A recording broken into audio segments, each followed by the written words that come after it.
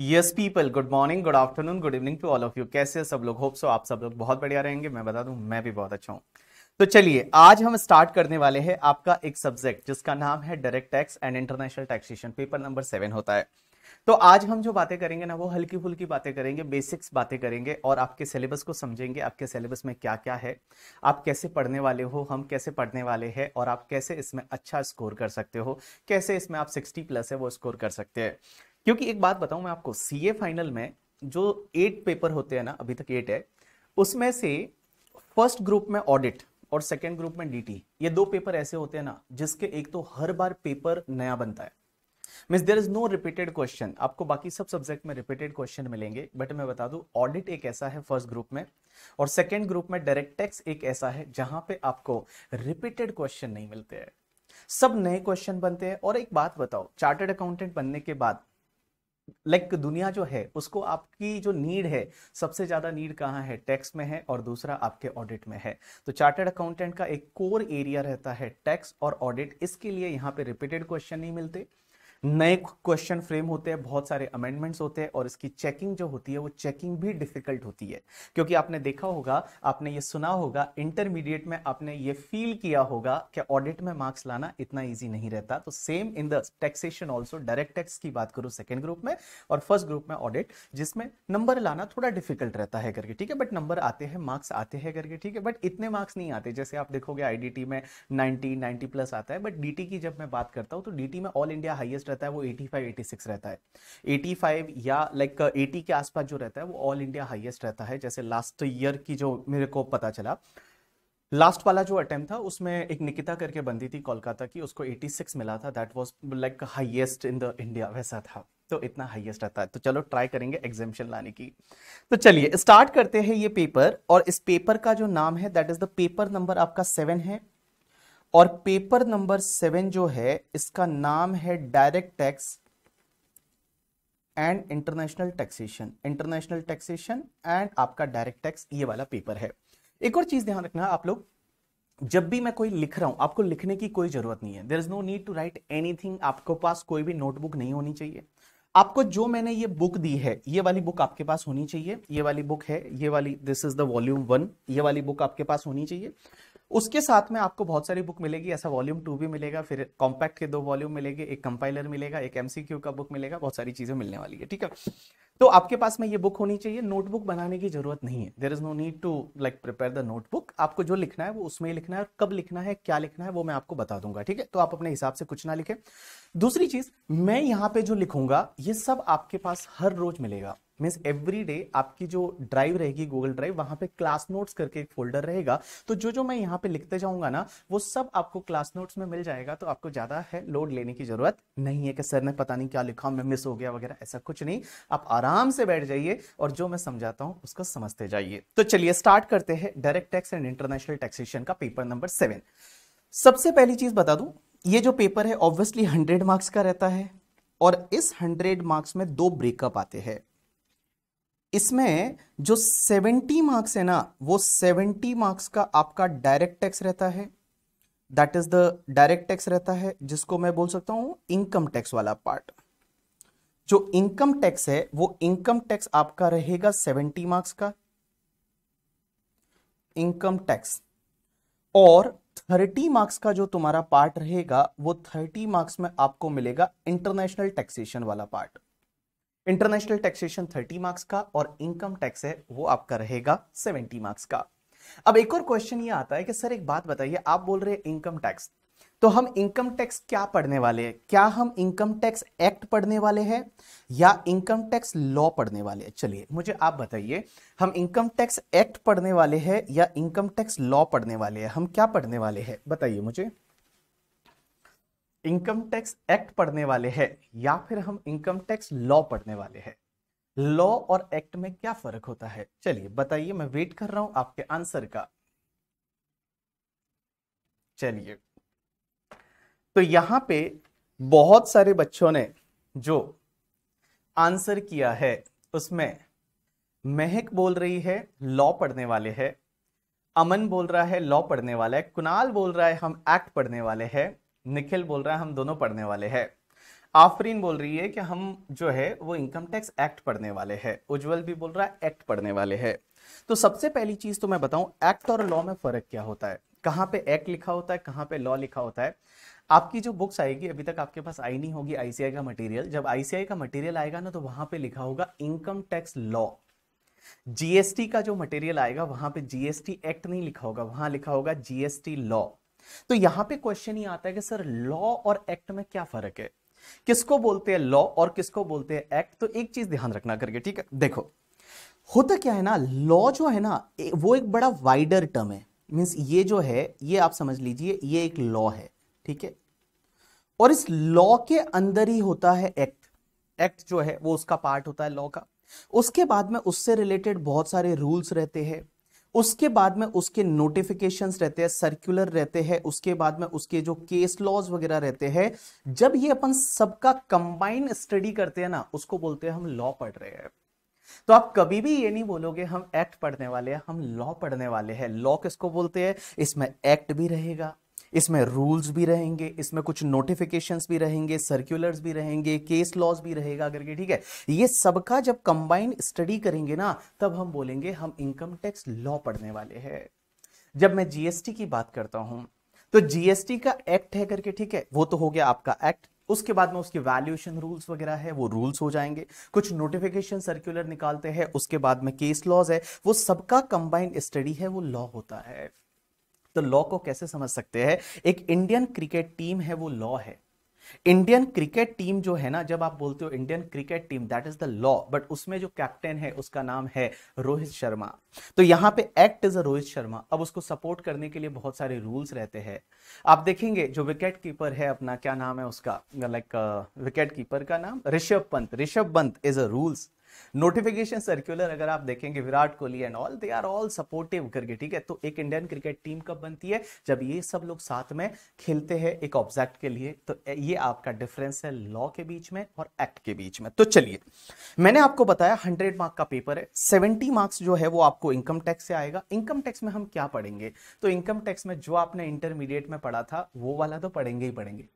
तो इंटरमीडिएट में आपने रेजिडेंशियल स्टेटस पढ़ा था, कैपिटल गेन पढ़ा था, पीजीबीपी पढ़ा था, अदर सोर्सेज पढ़ा था, गिफ्ट पे टैक्स लगता है ऐसा सब पढ़ा था, डिडक्शन आपने पढ़े थे, वो सब पढ़ेंगे।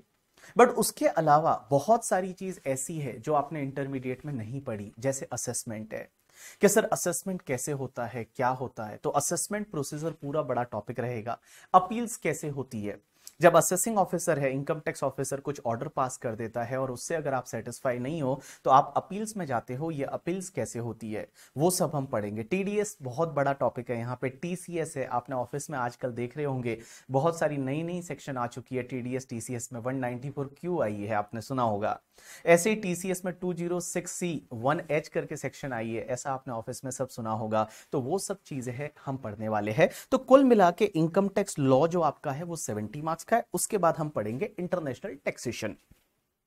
अब सर ये इंटरनेशनल टैक्सेशन बेसिकली जो 30 मार्क्स का है उसमें क्या क्या है, तो मैं बता दूं इंटरनेशनल टैक्सेशन है ना, उसमें आपके टोटल 8 टॉपिक्स है और बहुत ही शानदार वाले टॉपिक, आपको मजा आ जाएगा। और सबसे पहला टॉपिक जो इंटरनेशनल टैक्सेशन में है that is the NR taxation और एनआरआई का टैक्सेशन। एनआर और एनआरआई का टैक्सेशन है वो आपका फर्स्ट टॉपिक रहेगा। दूसरा टॉपिक जो है that is the transfer pricing से रिलेटेड रहेगा। ये क्या होता है अभी थोड़ी देर में बताता हूं, ठीक है। तीसरा टॉपिक है वो आपका DTAA से रिलेटेड रहेगा, double taxation avoidance agreement. Fourth topic है दैट इज बाहर से रिलेटेड रहेगा, that is board of advance ruling. उसके बाद में फिफ्थ टॉपिक है वो एक इक्वलाइजेशन लेवी से रिलेटेड रहेगा। सिक्स्थ टॉपिक है वो आपका टैक्स ट्रीटी जो होती है उससे रिलेटेड रहेगा। सेवेंथ टॉपिक है वो आपका मॉडल टैक्स कन्वेंशन से रिलेटेड रहेगा। और एट्थ टॉपिक है वो आपका बेप्स से रिलेटेड रहेगा करके, ठीक है। चलिए सर ये क्या है, आप एक बात बताइए, ये आपने इतने सारे टॉपिक लिखे, हमको थोड़ा आइडिया तो दे दीजिए कि इन टॉपिक्स में क्या पढ़ने वाले हैं। तो देखिए, जो मैं इंटरनेशनल टैक्सेशन की बात कर रहा हूं, तो इंटरनेशनल टैक्सेशन में ये जो टॉपिक्स है इन सब के बारे में मैं आपको 2 मिनट्स लेता हूं हर टॉपिक के बारे में कि इसमें क्या होने वाला है। तो सबसे पहला टॉपिक है वो एनआर और एनआरआई का टैक्सेशन से रिलेटेड है। अब ये एनआर एनआरआई का टैक्सेशन इसमें क्या पढ़ेंगे, इसमें सबसे पहले तो एक एनआरआई का टैक्सेशन क्या रहता है। आपने सुना होगा बहुत सारे इंडियन सिटीजन है, और इंडियन सिटीजन है वो इंडिया के बाहर काम कर रहे हैं, जैसे दुबई में काम कर रहे हैं, कनाडा में बहुत सारे पंजाब के लोग हैं वो कनाडा में काम कर रहे हैं। तो सर वो जो इनकम कमाते हैं, तो अगर उन्होंने कुछ इंडिया में इन्वेस्ट किया तो इंडिया की जो इनकम आएगी उस पर क्या टैक्स ट्रीटमेंट रहेगा, वो हम एनआरआई से रिलेटेड पूछेंगे। एनआरआई किसको बोलते हैं पता है? एनआरआई का मतलब होता है कि अगर कोई पर्सन है वो नॉन रेजिडेंट है, क्या है, नॉन रेजिडेंट, और नॉन रेजिडेंट के साथ साथ या तो वो इंडियन सिटीजन है या फिर वो person person of Indian origin है, तो उस पर्सन को हम बोलते हैं एनआरआई। आपने बहुत बार ऐसा सुना होगा ना, क्या अरे भैया तुम्हारे लिए तो हम एनआरआई लड़का ढूंढेंगे करके, ठीक है। तो एनआरआई लड़का ढूंढेंगे, तो एनआरआई होता क्या है, किसको बोलते हैं? यस पीपल, तो मैं आपको बता रहा था एनआरआई क्या होता है। तो एनआरआई के बारे में मैंने आपको क्या बताया कि एनआरआई मतलब अगर कोई पर्सन नॉन रेजिडेंट है, तो पहली चीज तो वो इनकम टैक्स के हिसाब से नॉन रेजिडेंट होना चाहिए, एंड नॉन रेजिडेंट के साथ में क्या होना चाहिए, या तो वो इंडियन सिटीजन है, इंडियन सिटीजन मींस भारत का नागरिक है, या फिर पर्सन ऑफ इंडियन ओरिजिन है। पर्सन ऑफ इंडियन ओरिजिन किसको बोलते हैं? पर्सन ऑफ इंडियन ओरिजिन है वो किसको बोलते हैं कि अगर कोई पर्सन है उसके पेरेंट्स या ग्रैंड पेरेंट्स में से किसी का भी बर्थ जो है वो अगर अनडिवाइडेड इंडिया में हुआ था, तो उस पर्सन को बोलते हैं पर्सन ऑफ इंडियन ओरिजिन। तो देखो, इंडियन सिटीजन या person of Indian origin plus आप नॉन रेजिडेंट होगा तो उस पर्सन को आप बोलेंगे एनआरआई, नॉन रेजिडेंट इंडियन। तो आज के बाद जब कोई भी बोलता है ना कि तुम्हारी शादी एनआरआई से कराएंगे, तो एनआरआई क्या होता है वो आपको समझ में आ गया। तो ये जो पहला टॉपिक है ना, इस टॉपिक में हम एनआरआई से रिलेटेड कुछ प्रोविजन पढ़ेंगे, कुछ नॉन रेजिडेंट फॉरेन कंपनीज से रिलेटेड प्रोविजन पढ़ेंगे कि नॉन रेजिडेंट फॉरेन कंपनीज है अगर वो इंडिया में बिजनेस करती है उनको कैसे टैक्स लगेगा। बहुत सारे ऐसे इन्वेस्टमेंट फंड है जो फॉरेन फंड्स होते हैं, जिसको आप एफआईआई बोलते हो, फॉरेन इंस्टीट्यूशनल इन्वेस्टर, वो इंडियन शेयर मार्केट में इन्वेस्ट करते हैं तो उनको क्या होगा, कैसे टैक्स लगेगा, वो सब चीजें हैं वो हम इस पर्टिकुलर टॉपिक में सीखने वाले हैं। तो I think hope so clear कि इस टॉपिक में हम क्या सीखने वाले हैं। दूसरा एक टॉपिक है जिसका नाम है ट्रांसफर प्राइसिंग। अब आप बोलोगे सर ये ट्रांसफर प्राइसिंग क्या होगा? तो अगर मैं ट्रांसफर प्राइसिंग की बात करूं तो आप बोलोगे सर ट्रांसफर प्राइसिंग तो हमने कॉस्टिंग में भी पढ़ा है, कॉस्टिंग या जिसको एससीएमपी बोलते हैं करके, ठीक है। और ऐसा सुना है कि नए सिलेबस में नहीं होगा, आई डोंट नो ऐसा हुआ है, ऐसा क्यों कर रहे हैं, बट एससीएमपी जो सब्जेक्ट है उसमें भी आपने ट्रांसफर प्राइसिंग सुना हुआ है। ट्रांसफर प्राइसिंग क्या वो एससीएमपी में पढ़ा था वही वाला है या यहाँ पे कुछ अलग है? तो मैं बताऊं यहाँ पे अलग है। कैसे अलग है, क्या है, मैं थोड़ा सा आपको एक एग्जांपल देता हूं, उससे आप समझने की कोशिश करना कि लोग कैसे मजे लेते हैं। एक एग्जांपल लेते हैं, एग्जांपल से समझने की कोशिश करते हैं। इधर देखिए, आपने एक कंपनी का नाम सुना होगा इंडिया में, और इंडिया में एक कंपनी का नाम है HUL, हिंदुस्तान यूनिलीवर लिमिटेड। ये इंडिया में जब काम करते हैं तो इनका नाम HUL है। पाकिस्तान में काम करते हैं पाकिस्तान यूनिलीवर लिमिटेड, नेपाल में काम करते हैं नेपाल यूनिलीवर लिमिटेड। बट इसकी जो मेन कंपनी है ना, मेन जो होल्डिंग कंपनी है वो यूके में है, और यूके में जो कंपनी है उसका नाम है UUL, that is UK Unilever limited करके, ठीक है। अब एक बात समझना, एक एग्जांपल ले रहा हूं, एग्जांपल से समझना लोग कैसे मजे लेते हैं टैक्स लॉ के।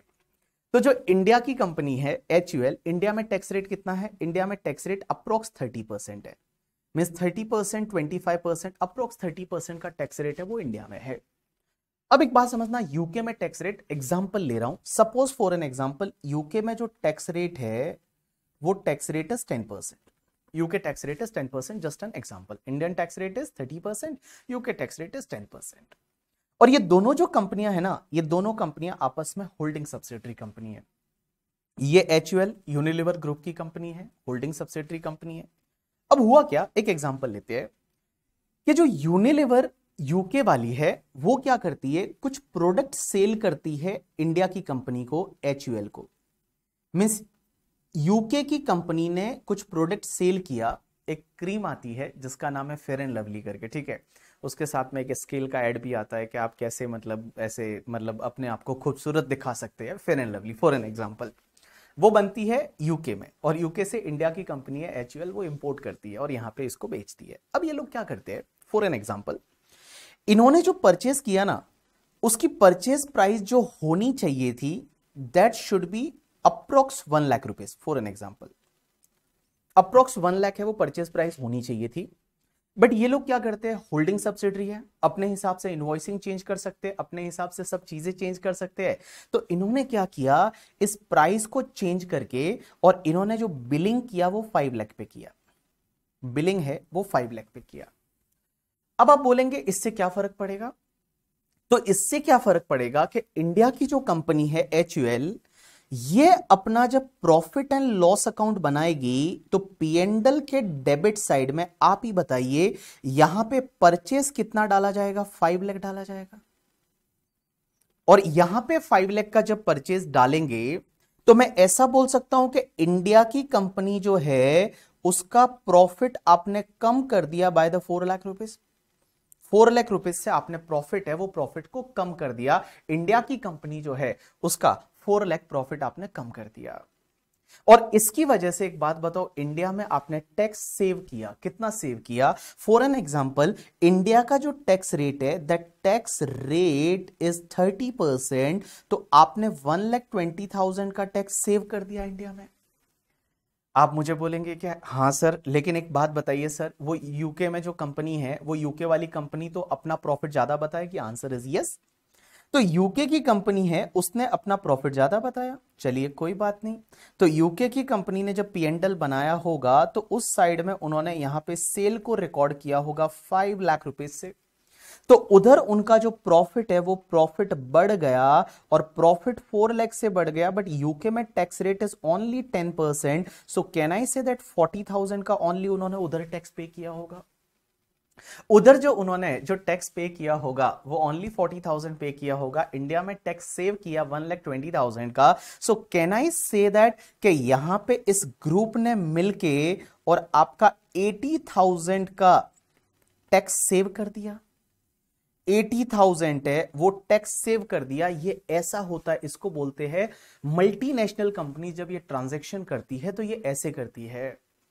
अभी आपने थोड़े दिन पहले यह भी सुना होगा कि जो वीवो है या ओप्पो है, उन्होंने चाइना में बहुत ज्यादा हैवी वैल्यू पे पैसा भेजा एंड ऑल। वो कैसे भेजा वो ट्रांजैक्शन पूरा मैंने देखा नहीं है, बट उसमें भी ऐसी ही चीजें हैं। तो ये लोग क्या करते हैं, मल्टीनेशनल कंपनी जैसे जैसे ग्लोबलाइजेशन बढ़ने लगा, मल्टीनेशनल कंपनीज ने क्या किया पता है, लाइक ऐसे धमाल ऐसे ट्रांजैक्शन करने लगे जिससे ओवरऑल ग्रुप का पैसा जो है वो सेव हो जाए। ओवरऑल जो ग्रुप है, जैसे यूनिलीवर ग्रुप है, उनका पैसा सेव हो जाए।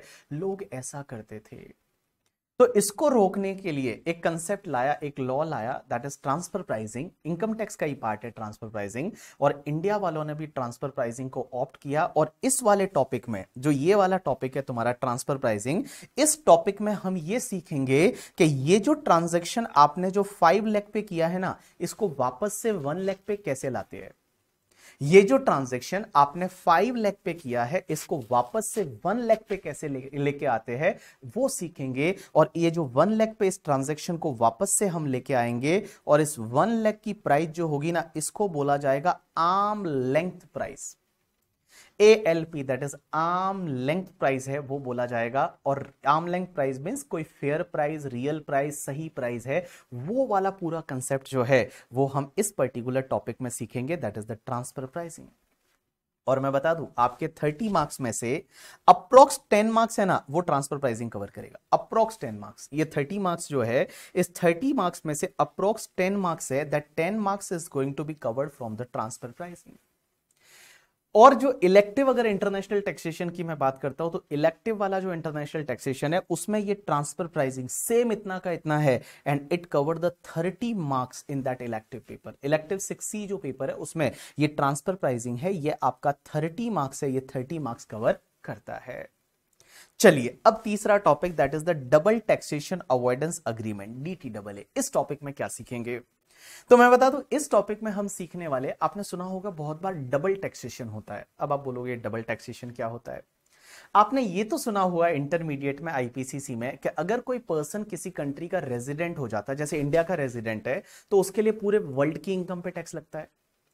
इंडिया का रेजिडेंट है तो उसके लिए पूरे वर्ल्ड की इनकम पे टैक्स लगता है, लेकिन अगर कोई नॉन रेजिडेंट है तो उसको सिर्फ इंडिया की इनकम पे टैक्स लगता है। ऐसा क्यों होता है।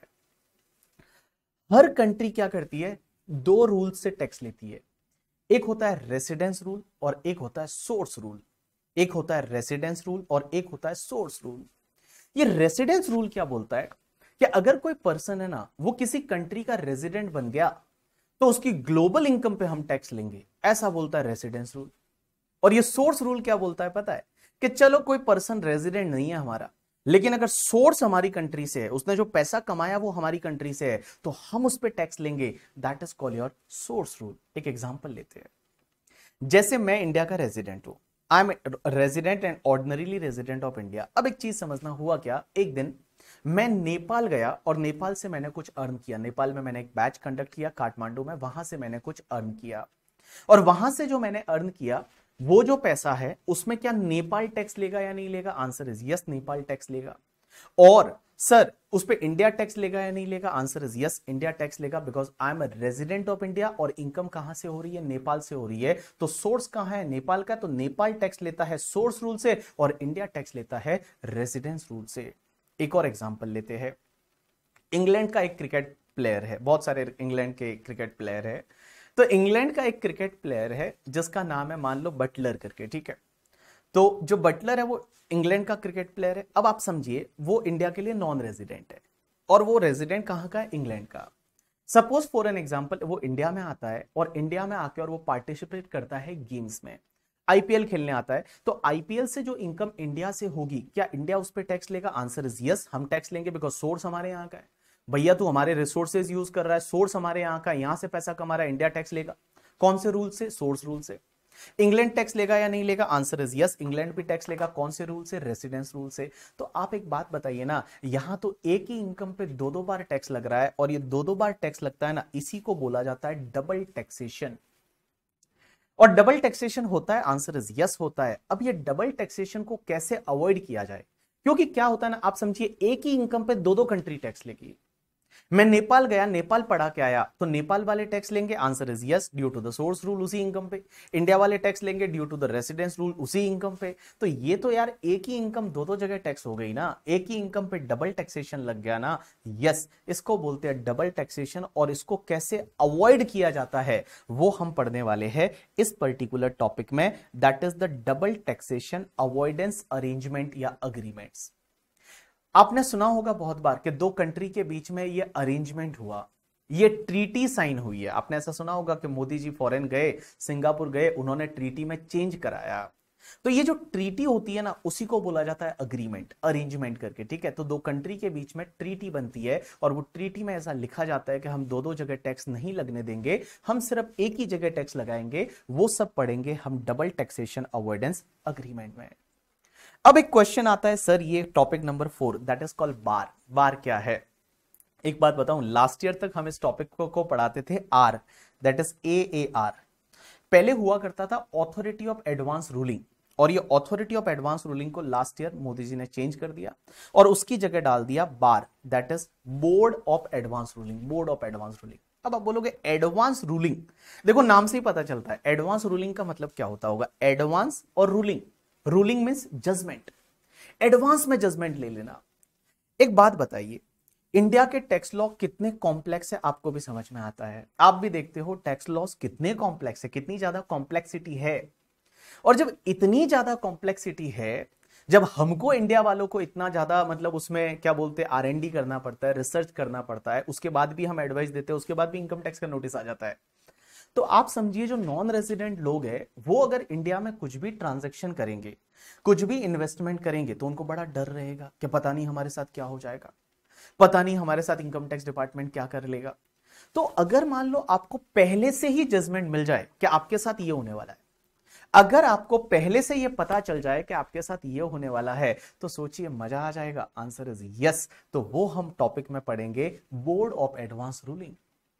एक एडवांस रूलिंग के बोर्ड बनाए हुए हैं। आप एक काम करिए, अगर आप कुछ ऐसा टैक्स से रिलेटेड ट्रांजैक्शन कर रहे हैं, इंडिया वाले या बाहर वाले, इंडिया वाले कुछ कुछ केसेस में एप्लीकेशन कर सकते हैं, बट नॉन रेजिडेंट कर सकते हैं, और वो उनको अगर लगता है कि वो कुछ ट्रांजैक्शन में एंटर करने वाले, उससे उनकी क्या टैक्स लाइबिलिटी आएगी, उनकी इंडिया में क्या क्या रेस्पॉन्सिबिलिटी टैक्स से रिलेटेड आ सकती है, वो आप पहले ही रूलिंग लिखवा के ले लीजिए।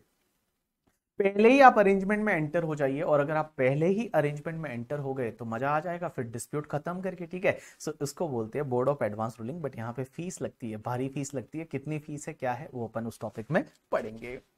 उसके बाद एक और इंटरेस्टिंग टॉपिक जो हम सीखेंगे, that is the equalisation levy. Equalisation levy. अब आप बोलोगे ये इक्वलाइजेशन लेवी क्या, आपने तो पहली बार वर्ड ही सुना होगा कि इक्वलाइजेशन लेवी क्या है।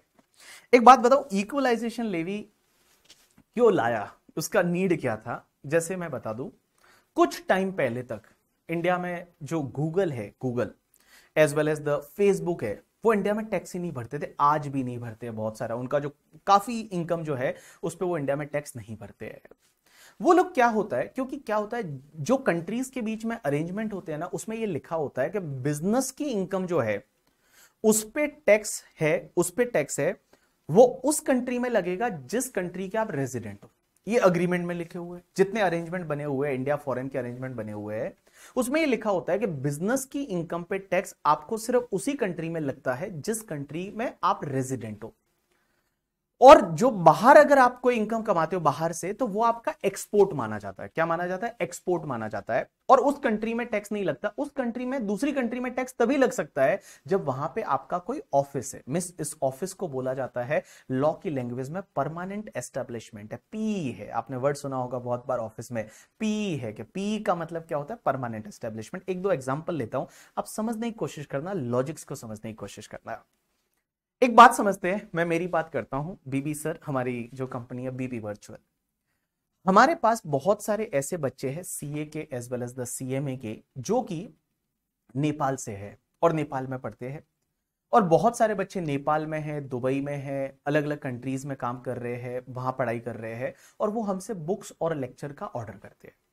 अब लॉजिकली सोचना, मेरी वेबसाइट पे एक ऑर्डर आया नेपाल से, और नेपाल से जैसे ही ऑर्डर पंच किया, हमने क्या किया कि लाइक जो बुक्स है उसको पैक किया, पेन ड्राइव उसमें डाला, और उसको एज इट इज हमने नेपाल कुरियर कर दिया। नेपाल जो है वो हमने उसको कुरियर कर दिया। अब आप मुझे बताइए, क्या मुझे नेपाल में भी टैक्स भरना पड़ेगा क्या? Answer is no. इसमें नेपाल में टैक्स नहीं भरना पड़ता, क्योंकि मेरी बिजनेस इनकम है, रेजिडेंट इंडिया के है तो इंडिया में टैक्स भरेंगे। उस कंट्री में टैक्स नहीं भरना जब तक कि उस कंट्री में हमारा पी नहीं बन जाता। अगर हमारा उस कंट्री में पी है तो ही टैक्स भरना है, अदरवाइज नहीं तो ये एक्सपोर्ट माना जाएगा। उसमें उस कंट्री में हमको टैक्स भरने की जरूरत नहीं, क्योंकि उस कंट्री में जाके हम कोई एक्टिविटी नहीं कर रहे, हम तो यहां से सिर्फ क्या कर रहे हैं? एक्सपोर्ट कर रहे हैं।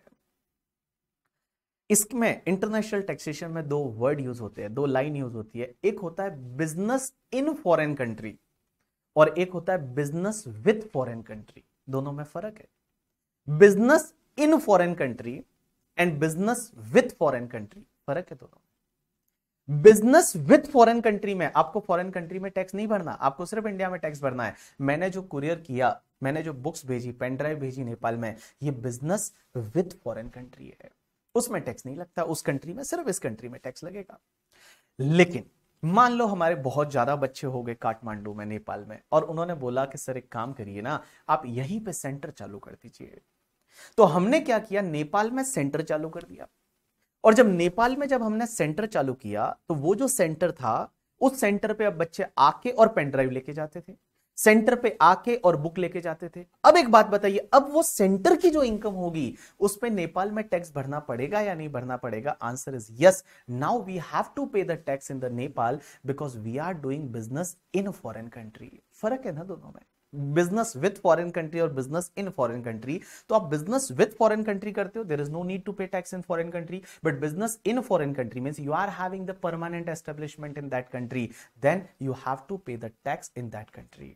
अब आप बोलेंगे सर उसमें ऑफिस होना चाहिए, क्या होना चाहिए, वो सब चीजें हम सीखेंगे इंटरनेशनल टैक्सेशन में, पीई कब बनता है। आज सिर्फ मैं आपको ओवरव्यू दे रहा हूं कि what is all about your syllabus. तो आपको पता होना चाहिए कि कैसे सीक्वेंस में क्या होने वाला है सीए सीएमए वालों के लिए, ठीक है। सीएमए वालों के लिए भी सेम सिलेबस, थोड़ा पेपर पैटर्न अलग रहता है, बाकी सिलेबस इज सेम, कोई डिफरेंस नहीं है करके, ठीक है। चलिए अब एक चीज समझना, तो इक्वलाइजेशन लेवी क्यों लाया? क्योंकि गूगल जो है, गूगल कहां यूएस का कंपनी है, फेसबुक कहां यूएस का कंपनी है, ये इंडिया से करोड़ों रुपए कमाते थे। करोड़ों क्या मतलब, लाइक अरबों रुपए बोल सकते हो, करोड़ों तो क्या ही बोलो करके।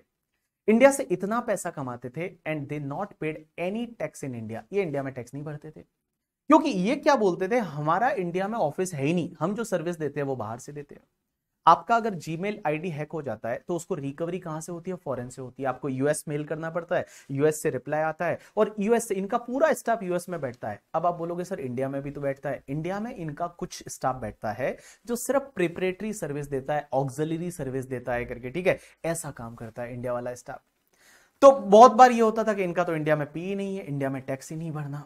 और जब ये इंडिया में टैक्स नहीं भरना, अभी तो भरते हैं ये लोग, इन्होंने फिर इंडिया में कुछ कंपनियां बनाई, गूगल की एक इंडिया वाली कंपनी भी है, फेसबुक की एक इंडिया वाली कंपनी भी है, वो उस पर टैक्स भरती है, बट इनके सिंगापुर में भी काफी कंपनी है, और वहां से अगर आप कुछ भी सर्विस लेते हो तो उस वाले अमाउंट पे ये इंडिया में टैक्स नहीं भरते।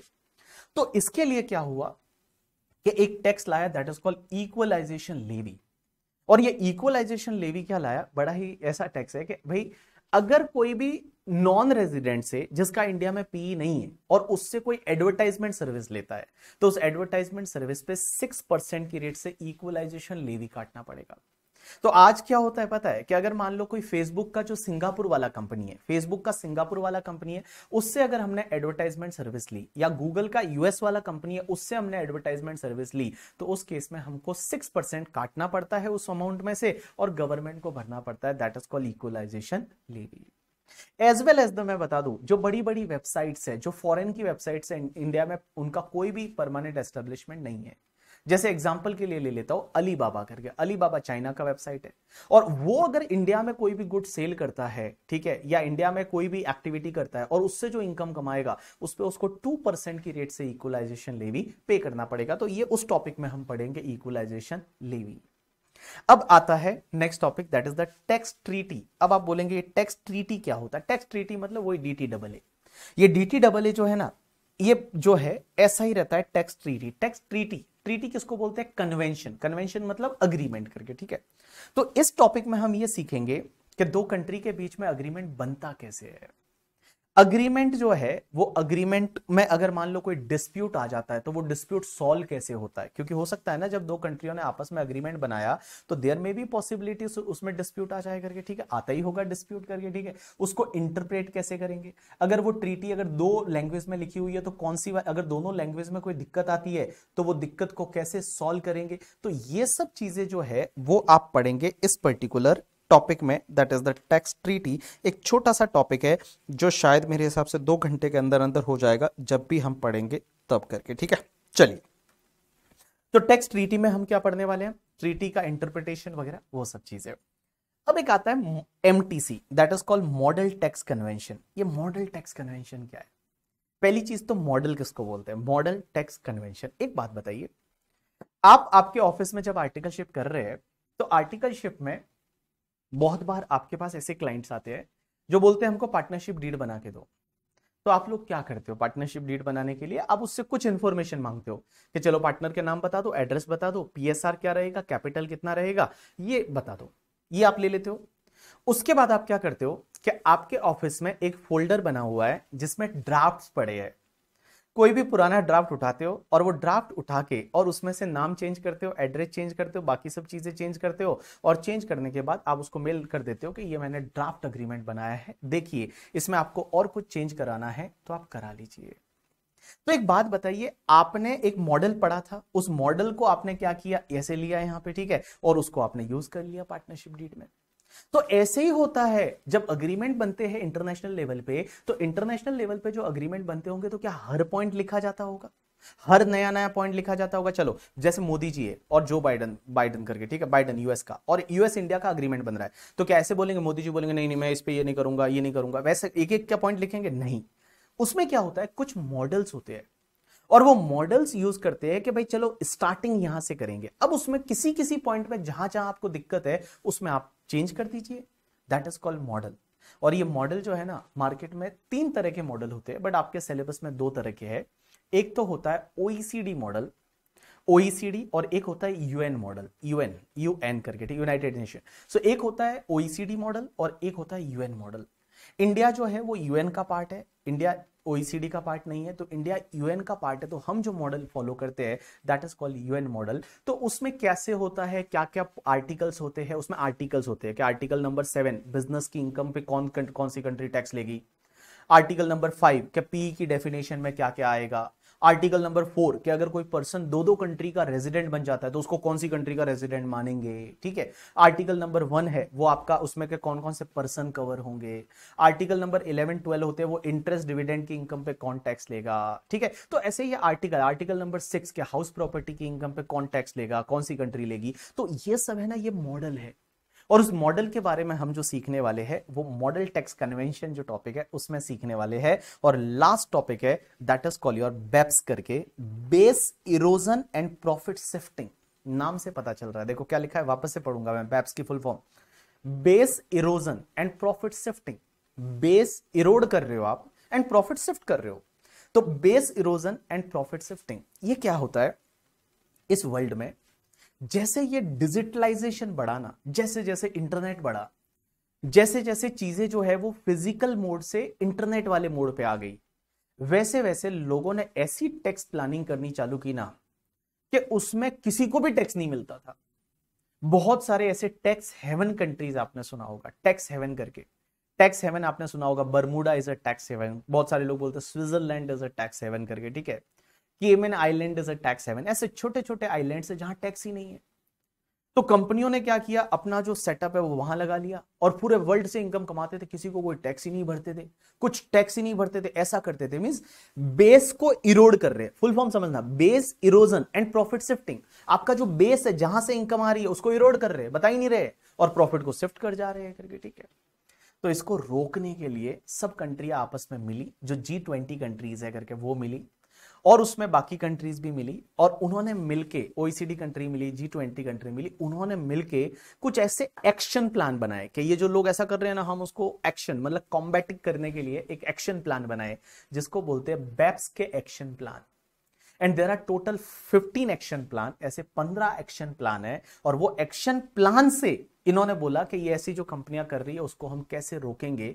तो मैं बता दूं, इक्वलाइजेशन लेवी जो मैंने अभी पढ़ा था ना, जब मैं आपको फेसबुक गूगल का एग्जांपल दे रहा था, that came from the BEPS only.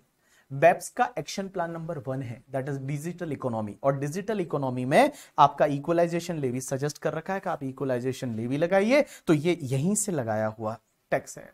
तो मैं बताऊं, ये आपका इंटरनेशनल टैक्सेशन का बड़ा ही बड़ा डिस्कशन हो गया। हर टॉपिक के बारे में आपको इंट्रो दिया क्योंकि वो नया है आपके लिए। डीटी वाला जो पढ़ोगे वो एकदम ही आपके लिए एकदम यूज टू है, क्योंकि ऑफिस में काम करते हैं, सब जगह काम करते हैं, बट ये वाला जो 30 मार्क्स का पार्ट है ये आपके लिए नया है। तो देखिए, मैंने आपको क्या बताया अभी तक, 100 मार्क्स का पेपर रहेगा, 70 मार्क्स का डीटी रहेगा जिसमें इनकम टैक्स लॉ पढ़ेंगे, इंटरनेशनल टैक्सेशन 30 मार्क्स का, NR NRI taxation, transfer pricing, DT double A, bar, equalisation levy, tax treaty, model tax convention and BEPS है, ये आपका ऐसा रहेगा। अब एक बात समझना, आपका पेपर आता कैसे है, अभी तक इसमें कोई डाउट है तो आप मुझे पूछ लीजिए।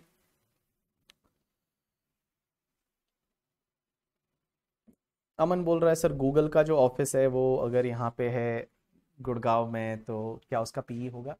देखो, गूगल का जो गुड़गांव वाला ऑफिस है वो करता क्या है, अगर वो सिर्फ एडवर्टाइजमेंट करता है इंडिया में या प्रिपरेटरी सर्विस बोल देता है तो उसको पीई नहीं बोलते, बट अगर वो यहां से एक्चुअल में कोई सर्विस दे रहा है करके, ठीक है, तो उस केस में उसको पीई बोलते हैं।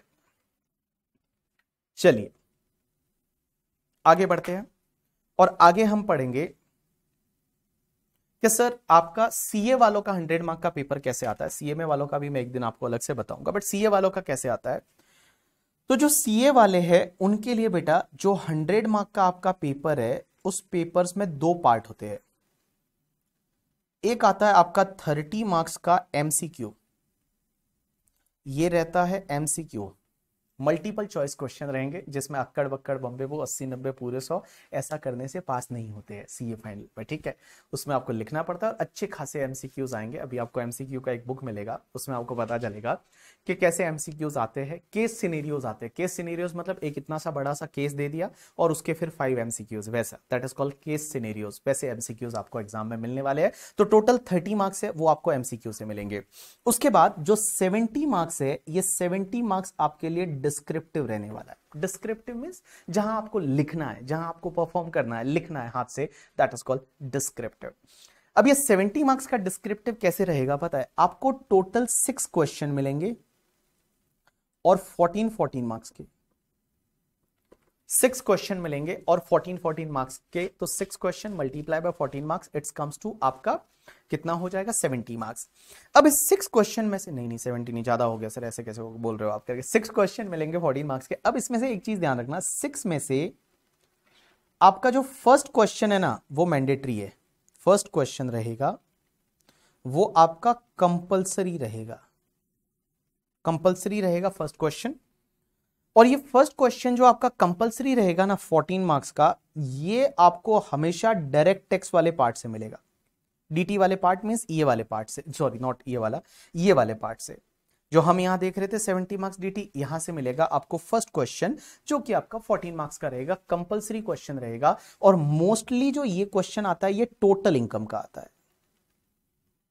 टोटल इनकम जिसको हम पीजीबीपी एक बार के लिए बोल देते हैं, क्योंकि इसमें मेजर जो पॉइंट रहेगा वो पीजीबीपी का रहेगा, बिजनेस का रहेगा। तो देखिए 100 मार्क का paper, 30 marks is MCQ, 70 marks में टोटल 6 क्वेश्चन आएंगे, अटेंड आपको 5 करने हैं करके, ठीक है। तो क्योंकि 5 मल्टीप्लाई बाय 14, अपना कैलकुलेशन बड़ा ही खराब है, तो 5 मल्टीप्लाई बाय 14 करोगे तो आपका 70 मार्क्स हो जाएगा। तो 6 क्वेश्चन है, first is compulsory, you have to attend it, और ये आपका डीटी वाले पार्ट से आएगा, और नॉर्मली ये टोटल इनकम का क्वेश्चन आएगा। लेकिन बाकी के जो क्वेश्चन रहेंगे दैट इज क्वेश्चन नंबर 2 से लेके और क्वेश्चन नंबर 6, इसमें से आपको क्या करना है, एनी 4 अटेंड करने हैं। एनी 4 मींस आपके पास चॉइस रहेगा, जो अच्छा लगे वो आप कर लो, एनी 4। और ये एनी 4 जो आप अटेंड करने हैं, ये जो क्वेश्चन रहते हैं ना, ये भी हर 14 मार्क्स का क्वेश्चन रहेगा। लेकिन उसमें क्या होता है, नॉर्मली डीटी का पार्ट का क्वेश्चन रहता है 8 मार्क का, और इंटरनेशनल टैक्सेशन के पार्ट का क्वेश्चन रहता है 6 मार्क्स का। तो देखिए 8 मार्क्स डीटी से और 6 मार्क्स जो है वो आपका किससे रहेगा, इंटरनेशनल टैक्सेशन से। तो कुल मिला के मैं आपको ये बोलूं कि देखिए आप यहां पे क्या करेंगे, 4 क्वेश्चन में 6 मार्क्स का इंटरनेशनल टैक्सेशन है, तो 6 मल्टीप्लाई बाय 4 कम्स टू 24, और बाकी 6 मार्क्स आपको कहां पे मिलेंगे, एमसीक्यूज में। 6 मार्क्स मिलेंगे आपको एमसीक्यूज में, तो 30 मार्क्स का आपका हो जाएगा इंटरनेशनल टैक्सेशन। और डीटी जो है वो आपका 70 मार्क्स का हो जाएगा। कैसे 70 मार्क्स का, 14 मार्क्स तो ये आपका है ही है, और बाकी वाला ये, और उसके बाद में आपका एमसीक्यू में है वो 24 मार्क के करीब आपको एमसीक्यूज में मिलेगा डीटी। ऐसे आपका नॉर्मली ये सब्जेक्ट को डिवाइड किया रहता है, ऐसे आपका ये पेपर होता है। चलिए अब आपके साथ में कुछ क्वेश्चन पूछते हैं और उसके बाद हम आगे बढ़ेंगे। चलिए मुझे एक बात बताइए, एक सेक्शन लिखी हुई है और इस सेक्शन को ऐसे लिखा हुआ है 15(3), इसको आप कैसे रीड करेंगे? किसी को फोन पे बताना है, किसी ने फोन कर दिया और आपको ये लिखवाना है, उसको बोलना ये लिख करके, ठीक है। क्या बोलोगे उसको लिखते टाइम, क्या बोलोगे, how you will read this section? ईश्वर, ईश्वर तुम्ही हो दाता, भगवान है नाम तेरा। चलिए बताइए कैसे लिखेंगे इसको? ऐसा बोलेंगे कि एक काम कर यार, सेक्शन पहले है ना 115 लिख, फिर ब्रैकेट खोल, और ब्रैकेट में फिर है ना फिर 3 लिख, फिर वापस ब्रैकेट खोल, फिर उसमें वो 1 वी लिख, उसके बाद ब्रैकेट खोलो। कैसे लिखेंगे, क्या बोलेंगे इसको? चलिए तो यहां पे जो आंसर आ रहे हैं, किसी ने बोला सेक्शन 15 सब सेक्शन 3 क्लॉज 4 सब क्लॉज ए। किसी ने बहुत ही बढ़िया बोला, that is sub clause A of clause 4 to sub section 3 of section 15। चलिए तो ऑलमोस्ट जितने भी लोग हैं ना उन्होंने बहुत ही सही बोला है, जितने भी लोग हैं उन्होंने एकदम सही बोला, क्योंकि सर ये पहला वाला जो होता है ना इसको बोला जाता है सेक्शन। चलिए उसके बाद में दूसरा वाला जो होता है इसको बोला जाता है सब सेक्शन, इसको बोला जाता है क्लॉज, और इसको बोला जाता है सब क्लॉज, ठीक है। ऐसा नहीं कि सेक्शन सब सेक्शन उसके बाद सब सब सेक्शन सब सेक्शन, ऐसा नहीं है, ठीक है। सेक्शन सब सेक्शन क्लॉज और सब क्लॉज वैसे बोला जाएगा। लेकिन मुझे एक बात बताइए, अगर यहां पे ऐसा लिखा हुआ है 215, इसको कैसे रीड करेंगे आप?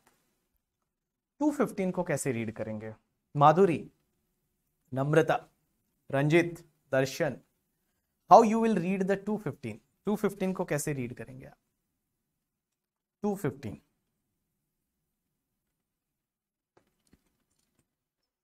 215 को आप कैसे रीड करेंगे?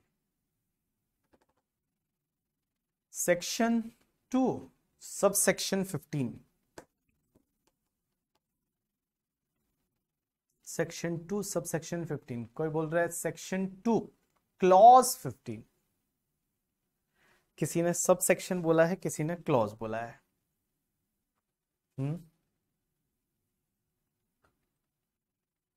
चलिए तो सेक्शन 2 क्लॉज बोलेंगे या सब सेक्शन बोलेंगे?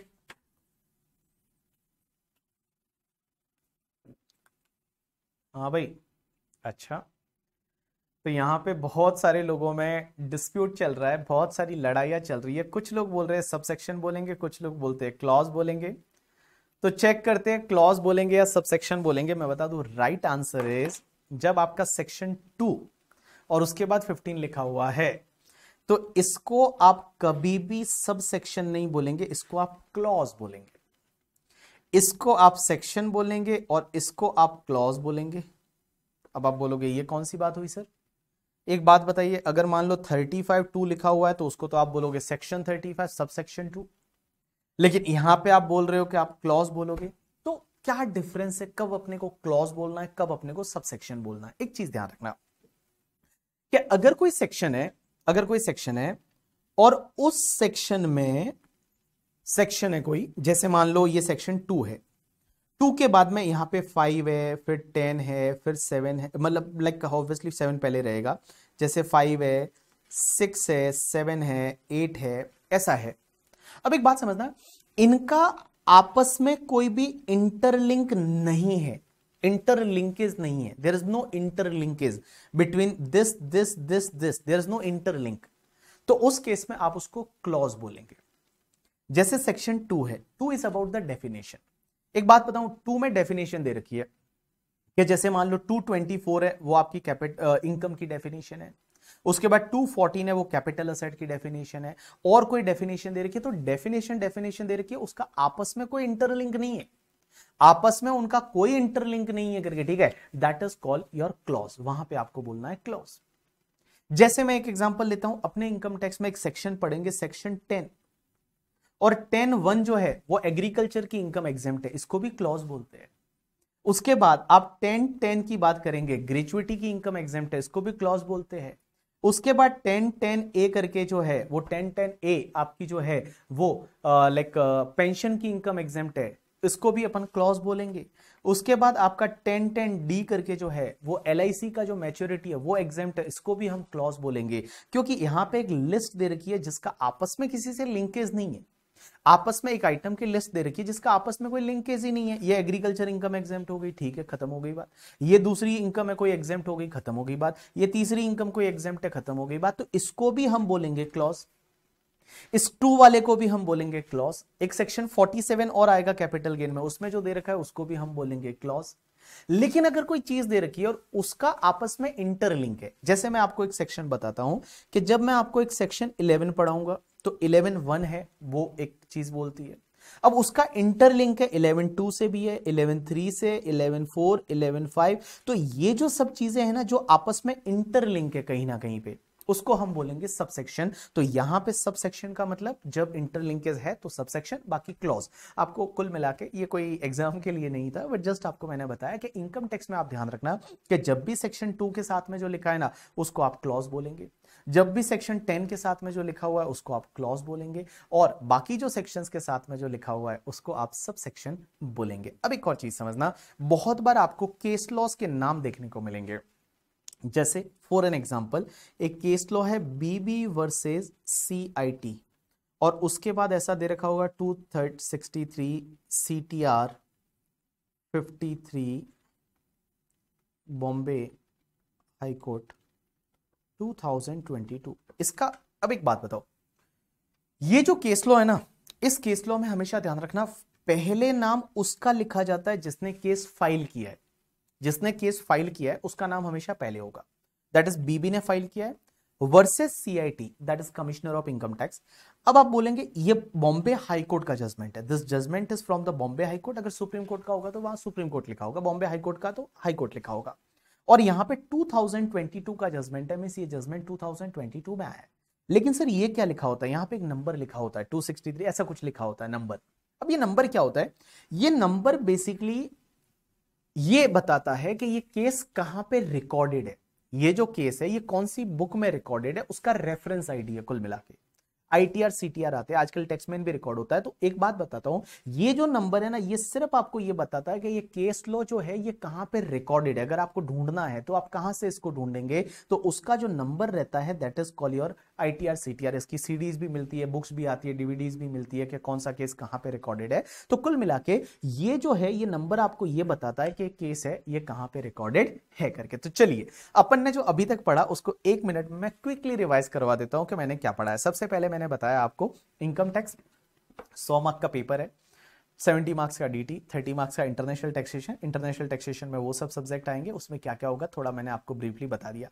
पेपर है 100 मार्क्स का रहेगा, 30 मार्क्स के MCQ रहेंगे और 70 मार्क्स का डिस्क्रिप्टिव रहेगा। उसमें टोटल 6 क्वेश्चन रहेंगे, 5 आपको अटेंड करने हैं। फर्स्ट इज मैंडेटरी, 4 जो है वो एनी 4 आप कर सकते हैं आउट ऑफ द 5। उसके बाद मैंने आपको सेक्शन के बारे में बताया, सब सेक्शंस के बारे में बताया, क्लॉज के बारे में बताया, केस लॉ के बारे में बताया। चलिए अब मुझे एक बात बताइए, गवर्नमेंट टैक्स क्यों लेती है? चलिए बहुत ही छोटा सा क्वेश्चन आपको बताया मैंने, गवर्नमेंट जो है वो आपसे टैक्स क्यों लेती है?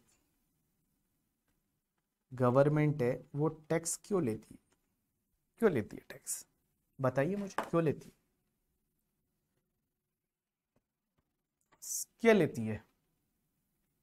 नहीं, क्लॉज रोमन में होता है क्या ऐश्वर्या? नहीं, नॉट मैंडेटरी। मैं बोला 10(1) is a clause, section 10 clause 1। Government tax क्यों लेती है ऐश्वर्या? चले बताइए। शैलेंद्र कुमार,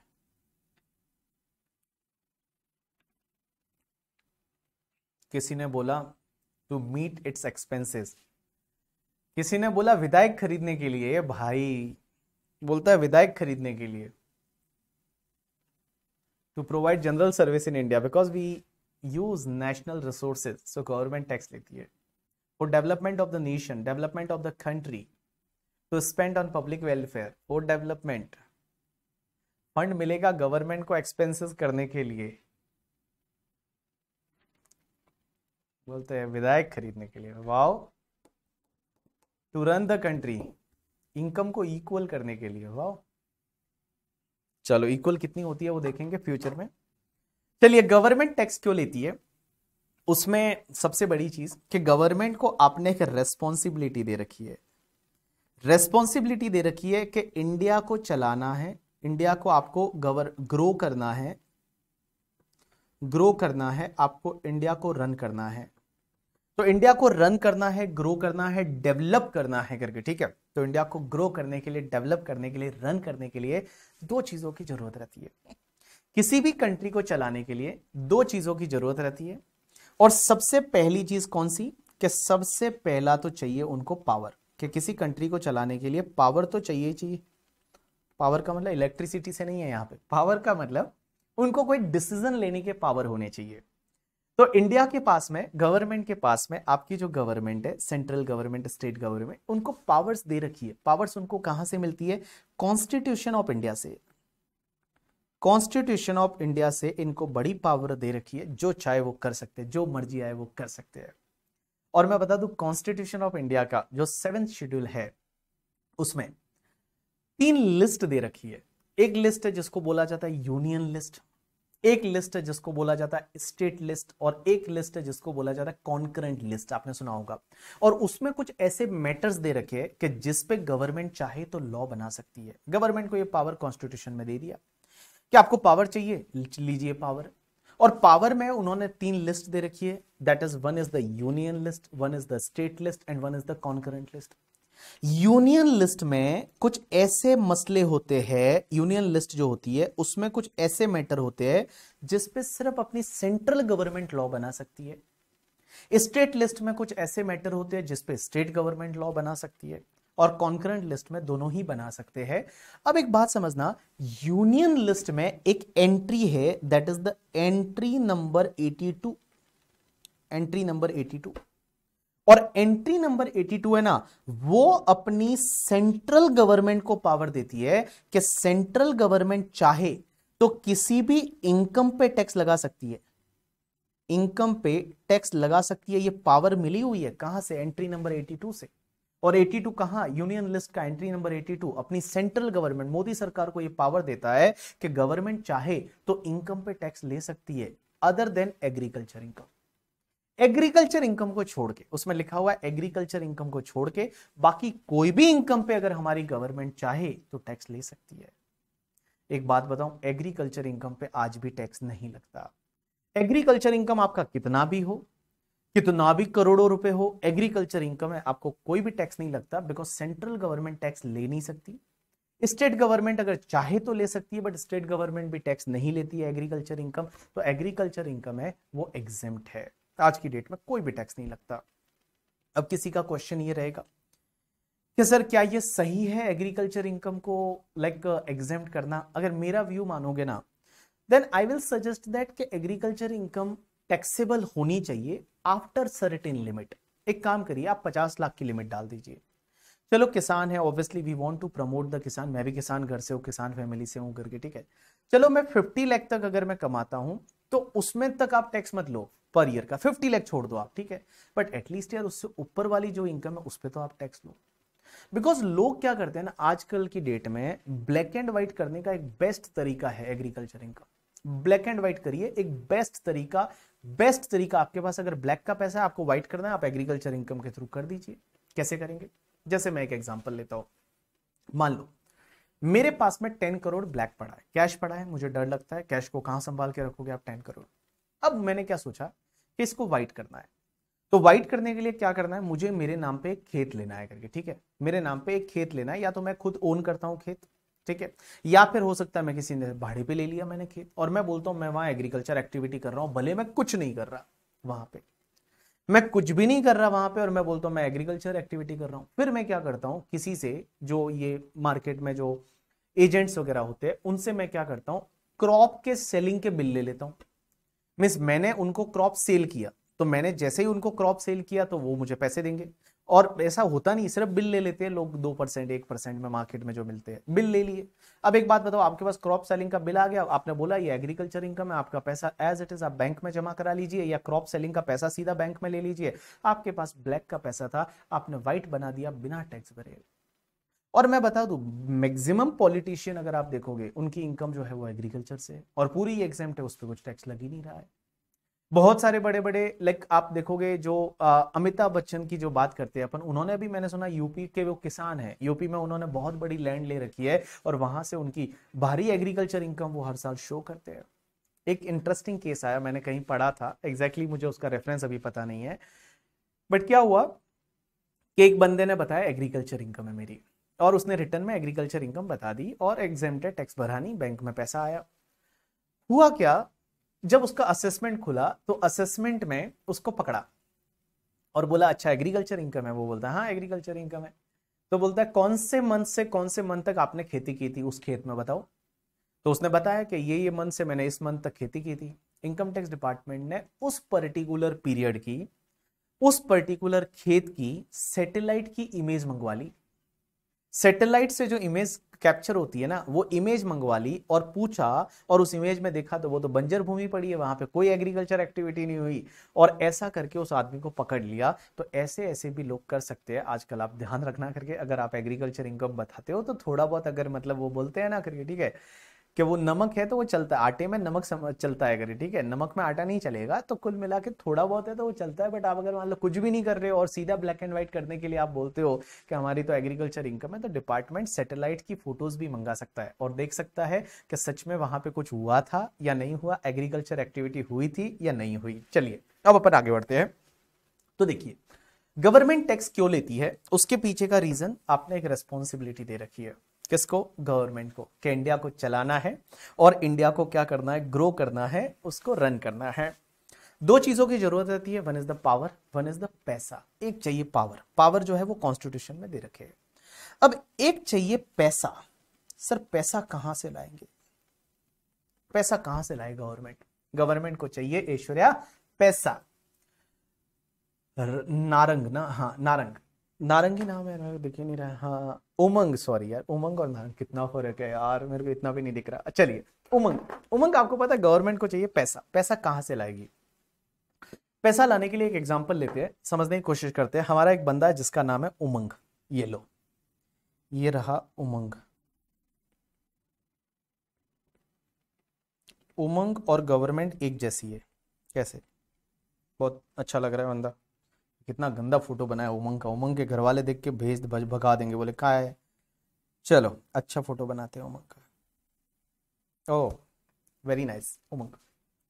एक बात बताइए, मान लो उमंग का अगले महीने समवन स्पेशल का बर्थडे है, समवन स्पेशल का बर्थडे है अगले महीने, नेक्स्ट मंथ, ठीक है। तो होता क्या है ना, आजकल ये आपके जमाने में ऐसी चीजें हो गई है कि जब भी आपकी अगर कोई गर्लफ्रेंड है या बॉयफ्रेंड है तो उसका बर्थडे जब आप सेलिब्रेट करते हैं तो आजकल बड़े सरप्राइजेस के जमाने हैं। हमारे टाइम पे तो ऐसा था नहीं, हमारे टाइम पे तो कुछ भी नहीं था करिए, ठीक है। बट आज के टाइम पे क्या होता है कि लाइक चलो उसमें गिफ्ट देना पड़ेगा, फिर केक भेजना पड़ेगा, फिर कुछ ऐसे सरप्राइजेस होंगे एवरी लाइक 2 घंटे के बाद, ये सरप्राइज, ये पता नहीं क्या है आजकल, ऐसा ऐसा होता है जैसा मैंने सुना है बच्चों से।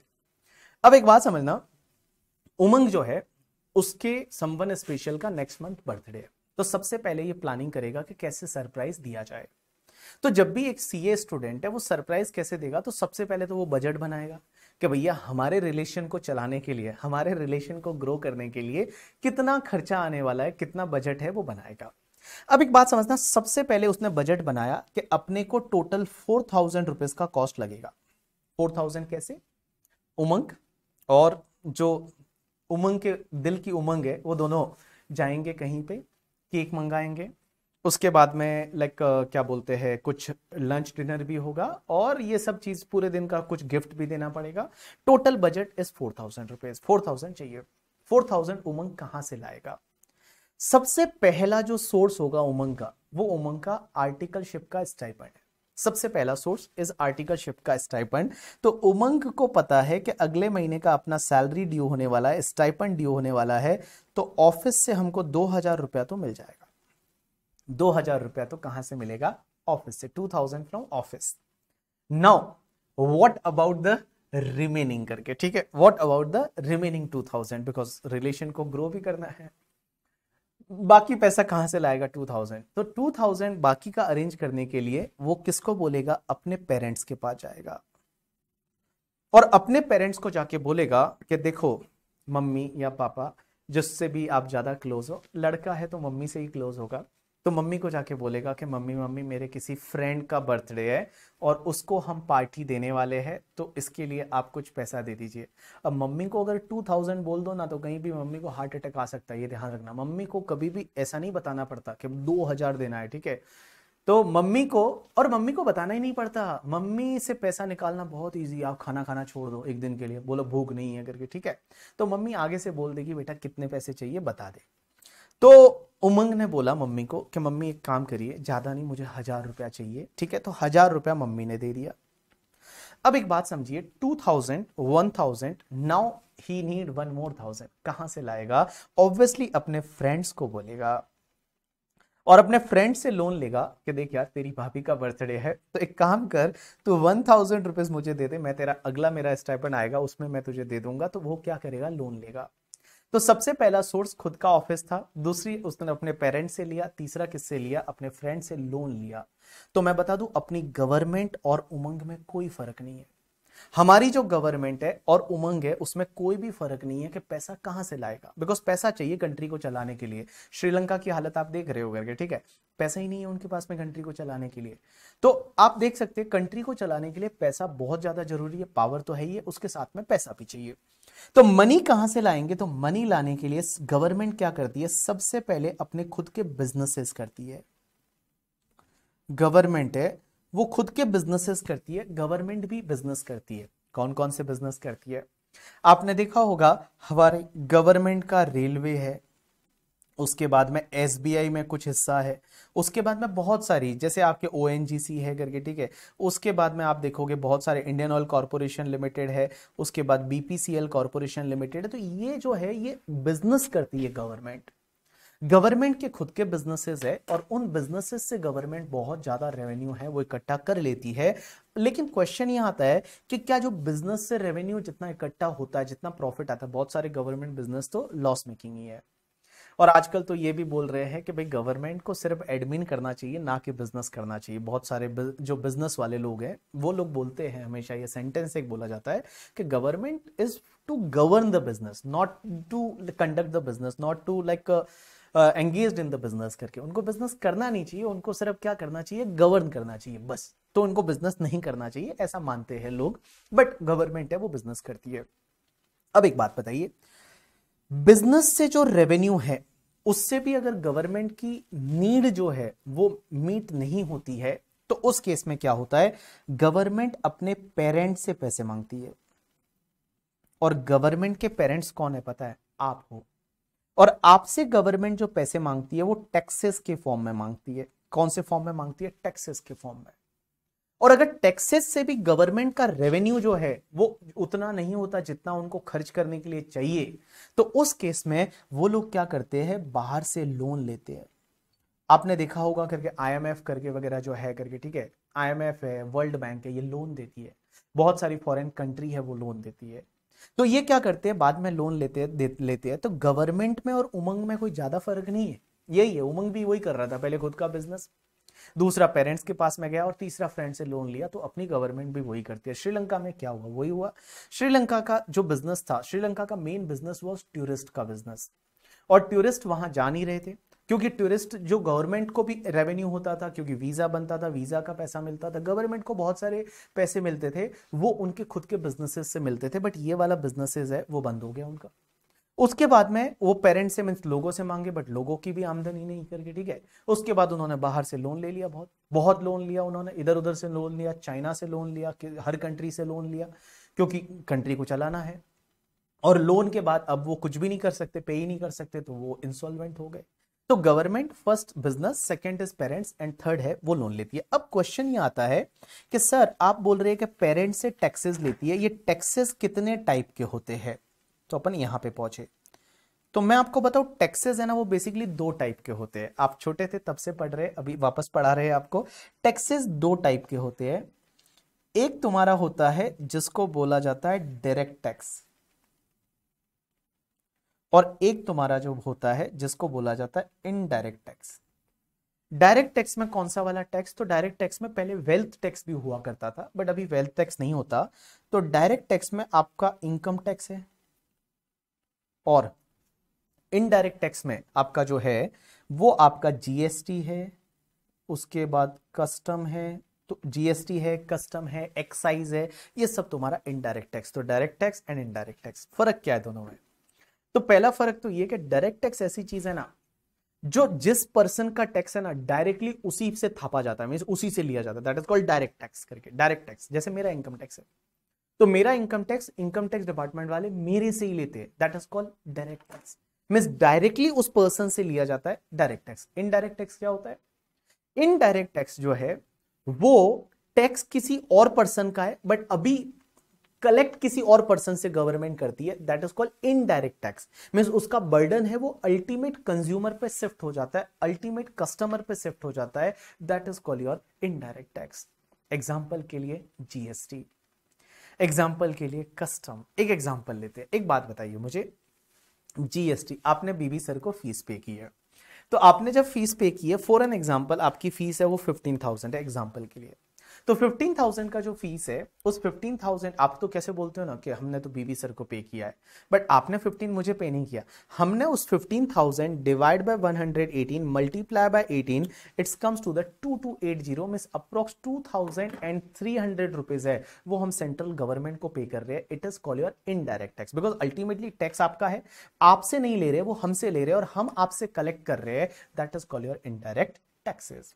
अब एक चीज बताइए मुझे, आज की डेट में गवर्नमेंट को ज्यादा रेवेन्यू किससे होता होगा, डायरेक्ट टैक्स से या इनडायरेक्ट टैक्सेस से? ज्यादा गवर्नमेंट की झोली में पैसा कहां से आता होगा, डायरेक्ट टैक्स से या इनडायरेक्ट टैक्सेस से?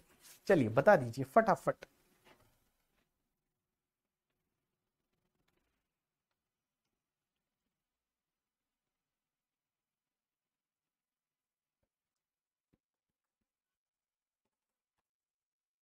कहां से आता होगा, जब गवर्नमेंट को ज्यादा रेवेन्यू कहां से आता होगा? सब लोग बोल रहे हैं, तान्या, सब लोग बोल रहे हैं इनडायरेक्ट टैक्सेस से। Your answer is absolutely right, because indirect taxes का बेस बहुत बड़ा है, बहुत बड़ा है बेस, इसका मतलब ये हुआ कि इनडायरेक्ट टैक्सेस में जीएसटी है, फिर कस्टम है। आप आजकल तो देखोगे जीएसटी का हर मंथ का जो जीएसटी कलेक्शन होता है वो कभी मतलब 1 लाख करोड़ को हर मंथ क्रॉस कर रहा है करके। कभी कभी तो एक बार टच हुआ था 1,50,000 करोड़ ऑल्सो पर मंथ का। तो इतना जीएसटी का रेवेन्यू है। उसके बाद कस्टम है, एक्साइज है, तो बहुत बड़ा बेस है, इसलिए इनडायरेक्ट टैक्सेस से ज्यादा आता है। बट ज्यादा फर्क नहीं है डायरेक्ट टैक्स और इनडायरेक्ट टैक्स की। अगर मैं रिकवरी की बात करूं तो ज्यादा डिफरेंस नहीं है। इनकम टैक्स जो है वो भी बहुत बड़ा जो योगदान है वो अपनी इकोनॉमी को देता है, बहुत बड़ा। आई थिंक 16 या 17 लाख करोड़ जो है वो इनकम टैक्स भी एवरी ईयर है वो कलेक्ट होता है। इतना बड़ा रेवेन्यू है इनकम टैक्स से करिए, ठीक है। ज्यादा डिफरेंस नहीं है, बट तो भी इनडायरेक्ट टैक्स है, उसका बेस बड़ा है, इसके लिए उसका रिकवरी गवर्नमेंट को ज्यादा होता है। एक और चीज मुझे बता दीजिए ना आप एक बार फटाफट, मुझे एक चीज बताइए, गवर्नमेंट को कौन सा टैक्स कलेक्ट करना ज्यादा इजी लगता होगा? Means easily they can collect, उसको ज्यादा बर्डन फील नहीं होता होगा, कौन सा? इनकम टैक्स या जीएसटी? मीन्स डायरेक्ट या इनडायरेक्ट टैक्स इजीली कलेक्ट कर लेते, गवर्नमेंट को ज्यादा बर्डन नहीं आता।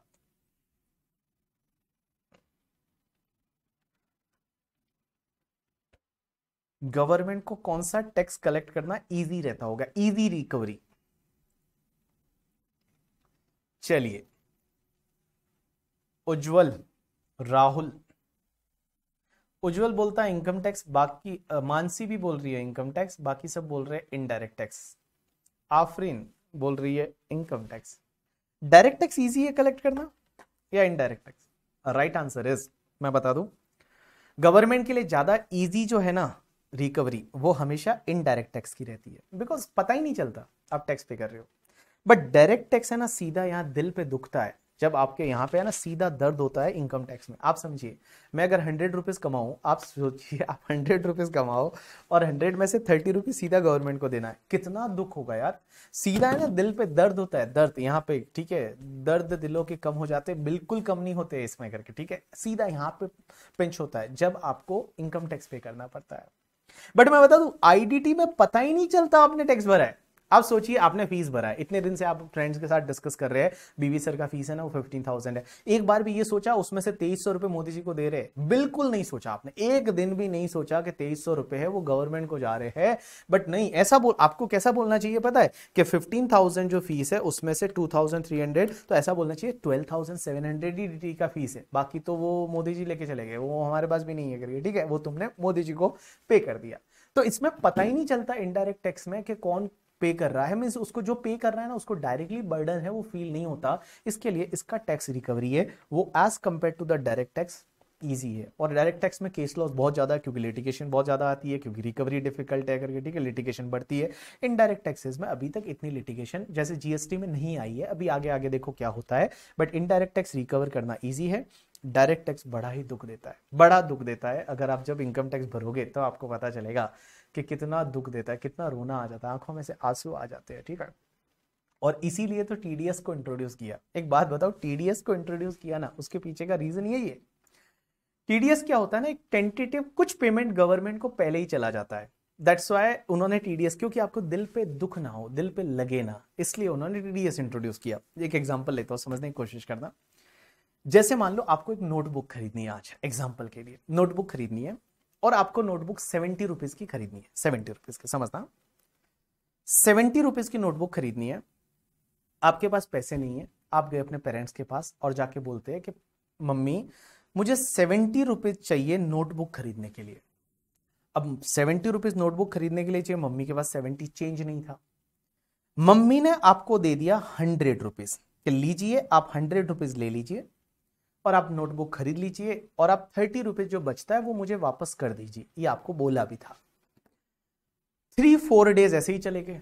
उसके बाद में मम्मी ने आपसे पूछा कि बेटा वो आपने नोटबुक के लिए 100 रुपए लिए थे, उसमें से 30 रुपए बचे, वो 30 रुपीज दे दो वापस।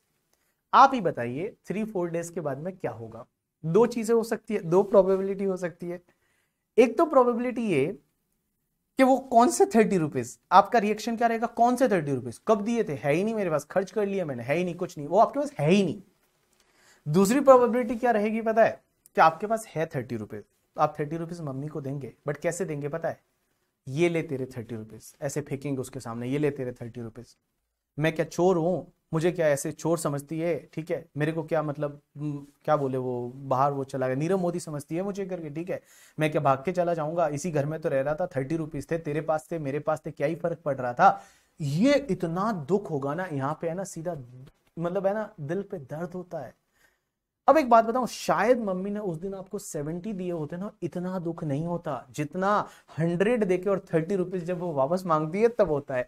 तो सेम ऐसा ही होता है, इसीलिए टीडीएस लाया कि चलो टेंटेटिव कुछ पेमेंट पहले ही काट देते हैं, पहले ही गवर्नमेंट को चली जाएगी, तो जो पर्सन टैक्स भरने वाला है उसको इतना दुख नहीं होगा जितना कि, ठीक है, अगर उसको पूरा 100 रुपीज दे दिया और उसके बाद पूरा टैक्स मांगा जाए तो उसको बड़ा दुख होता है। इसके लिए टीडीएस है, वो कंसेप्ट इंट्रोड्यूस हुआ। और आज जैसे मान लो मैं, मेरे को प्रोफेशनल फीस कहीं से मिलती है तो मैं हमेशा 90% का कैलकुलेशन करके ही चलता हूँ, क्योंकि 10% तो ऐसे भी गवर्नमेंट को टैक्स चला जाता है पहले ही, और 90% का कैलकुलेशन करके ही चलता हूँ कि 90 ही अपने पास में आने वाला है। चलिए अब अपन आगे बढ़ते हैं, थोड़ी देर बाद आपको ब्रेक मिलेगा, 10 मिनट के अंदर अंदर आपको ब्रेक मिलने वाला है। अब एक चीज समझना सर, ये डायरेक्ट टैक्स जो पढ़ेंगे, डायरेक्ट टैक्स में हमको इनकम टैक्स लॉ पढ़ना है, और इनकम टैक्स लॉ पढ़ने के लिए हमको किन किन चीजों का नॉलेज होना चाहिए। Income tax law, income tax law पढ़ने के लिए आपको किन किन चीजों का नॉलेज होना चाहिए। सबसे पहली चीज, आपको एक तो इनकम टैक्स एक्ट 1961 का नॉलेज होना चाहिए। दूसरा, इनकम टैक्स रूल्स 1962 का नॉलेज होना चाहिए। और उसके बाद आपके एग्जाम के लिए फाइनेंस एक्ट 2022 इसका नॉलेज होना चाहिए। ये तीन चीजें ऐसी है जिसका आपको नॉलेज होना चाहिए। सबसे पहले इनकम टैक्स एक्ट। एक चीज ध्यान रखना, कहीं पे भी एग्जाम में वगैरह जब आप एक्ट लिखते हो ना, तो एक्ट लिखते टाइम आपको ए बड़ा लिखना है, ऑलवेज ए बड़ा लिखना। अगर आपने ये वाला एक्ट लिखा ना, तो ये फिर वो शाहरुख खान वाला एक्ट हो जाता है, ठीक है, वो वाला जो एक्ट है वो शाहरुख खान वाला हो जाता है। ये आपको नहीं लिखना है। आपको जब एक्ट लिखते हो तो ए हमेशा आपको कैपिटल लिखना है, A is always capital in the act करके। दूसरी चीज, इनकम टैक्स एक्ट है, ये बेसिकली क्या है, एक मेन, जब पहली बार लॉ बना तो उस लॉ में सेक्शंस डाली गई, और पहली बार जो लॉ बना that is the income tax act 1961, that is the main law. अब रूल्स क्या काम करते हैं, देखिए जो रूल्स होते हैं ना वो एक्ट को सपोर्ट करते हैं। एक्ट को सपोर्ट करने के लिए रूल्स बनाए जाते हैं। अब आप बोलोगे रूल्स में क्या दे रखा होता है, तो रूल्स में जैसे बहुत बार वैल्यूएशन रूल्स है, जैसे परक्यूजिट है, आपने सैलरी पढ़ा था कि परक्यूजिट में मोटर व्हीकल जो है, motor vehicle motor car provide की तो उसमें इतना इतना टैक्सेबल होगा, हॉस्पिटल का परक्यूजिट ऐसे टैक्सेबल होगा। तो वो रूल्स कहां दे रखा है, वो रूल्स में दे रखा है कैसे टैक्सेबल होगा। एक बात बताओ, डेप्रीशिएशन की रेट आपने सुना हुआ, डेप्रीशिएशन की रेट क्या है, 40% है कंप्यूटर पे, मोटर व्हीकल पे 15% है। तो ये कहां दे रखी है डेप्रीशिएशन की रेट, क्या इनकम टैक्स एक्ट में दे रखी है, आंसर इज नो, ये रूल्स में दे रखी है। अभी कुछ टाइम पहले क्या हुआ, एक बार मान लो एक बंदा आया जो बोलता है मैं इनकम टैक्स पढ़ाऊंगा, मैंने कहा ठीक है, मैंने उसको पूछा सिंपल सा क्वेश्चन कि मुझे एक बात बता, कंप्यूटर पे डेप्रीशिएशन की रेट क्या है। ही मेंशन दैट कंप्यूटर पे डेप्रीशिएशन की जो रेट है दैट इज द 14%, 40%। मैंने बोला कहां लिखा हुआ है, तो वो बोलता सेक्शन 32 में। तो मैंने कहा पक्का, आर यू श्योर सेक्शन 32 में ये लिखा हुआ है कि कंप्यूटर पे डेप्रीशिएशन की रेट है वो 40% है। He said that yes sir लिखा हुआ है, मैंने तो यही देखा हुआ है। मैंने कहा ले, उसको मैंने एक्ट दे दिया पूरा, और पूरा जो इनकम टैक्स एक्ट था वो मैंने दे दिया। मैंने कहा इस एक्ट में मुझे सेक्शन 32 में ढूंढ के बता दे कि यहाँ पे डेप्रीशिएशन की रेट 40% है। उसने पूरा 10 मिनट तक ढूंढा और उसके बाद उसको नहीं मिला करके, ठीक है, और वो बोलता है सर इसमें 32 में तो नहीं दे रखा, वो आपको रूल्स में दे रखा है। तो रूल्स क्या होते हैं, एक्ट को सपोर्ट करने के लिए रूल्स होते हैं। तो एक्ट जो होता है उसको सपोर्ट करने के लिए रूल्स बनाए जाते हैं। अब एक और चीज समझना, ये फाइनेंस एक्ट क्या बला है, ये क्या होता है। एवरी ईयर हमारे इनकम टैक्स लॉ में कुछ ना कुछ चेंजेस आते हैं, और every year income tax law में जो चेंजेस आते हैं ना, वो चेंजेस आपके फाइनेंस एक्ट के थ्रू आते हैं। फाइनेंस एक्ट के थ्रू है वो आपके इनकम टैक्स लॉ में चेंजेस आते हैं, बिकॉज लॉ बना दिया बट आज की नीड में कुछ चेंजेस चाहिए, अमेंडमेंट चाहिए, नई सेक्शन इंट्रोड्यूस करनी है, नई सेक्शन को अगर उसमें कुछ चेंज करना है, पुरानी सेक्शन को डिलीट करना है, तो ये किसके थ्रू करते हैं, ये सब करते हैं फाइनेंस एक्ट के थ्रू। और एवरी ईयर फाइनेंस मिनिस्टर जो होता है, वो फाइनेंस मिनिस्टर हमेशा फर्स्ट फेब को फाइनेंस बिल प्रेजेंट करता है पार्लियामेंट। फाइनेंस बिल प्रेजेंट होता है पार्लियामेंट में। Upper house and lower house. Upper house means Rajya Sabha, lower house means आपका लोकसभा। तो पार्लियामेंट में 1 फेब को फाइनेंस बिल प्रेजेंट किया जाता है, उसको बिल बोला जाता है पहले। अब ये जैसे ही बिल प्रेजेंट होता है, आपने सुना होगा, आप बहुत बार सुनते हो बजट आया है क्या, तो बजट जो है वो फाइनेंस बिल ही को बोलते हैं बजट, कि अब उसमें क्या क्या चेंजेस है, तो that is the finance bill. अब फाइनेंस बिल जब प्रेजेंट होता है, इस फाइनेंस बिल में जैसे ही ये प्रेजेंट हो गया, उसके बाद में कुछ टाइम बाद इस पे डिस्कशन होता है, और डिस्कशन होता है दोनों हाउसेज में, उसके बाद वहां से पास होता है, और पास होने के बाद ये जाता है अपने प्रेसिडेंट के पास में, और प्रेसिडेंट के पास में जाता है, और प्रेसिडेंट जिस दिन इस पे साइन कर लेते हैं ना, उस दिन ये बन जाता है फाइनेंस एक्ट। पहले ये बिल था, लेकिन जैसे ही जिस दिन अपने प्रेसिडेंट ने, जैसे रामनाथ कोविंद जी है, उन्होंने जब इस पे साइन किया इस वाले बिल पे, तो ये तुम्हारा क्या बन गया, फाइनेंस एक्ट बन गया। तो फाइनेंस बिल से ऐसे बनता है फाइनेंस एक्ट। अब क्वेश्चन ये आता है कि सर एक बात बताइए, हमने ये सुना है कि अभी आजकल ये जो बजट आता है, 1 फेब को आता है, पहले ये 28 फेब को आता था। कांग्रेस के टाइम में अगर आप देखोगे तो ये 28 फेब को आता था, बट जब से बीजेपी आई, बीजेपी का भी पहले तो 28 फेब को आया था, बट फिर उन्होंने डेट को चेंज करके उन्होंने 1 फेब को कर दिया कि हम बजट है वो 1 फेब को लाएंगे। इसके पीछे का क्या रीजन हो सकता है? रीजन इज बीइंग कि बेसिकली जब 28 फेब को आता था ना, तो उनके पास में 1 मंथ का टाइम होता था।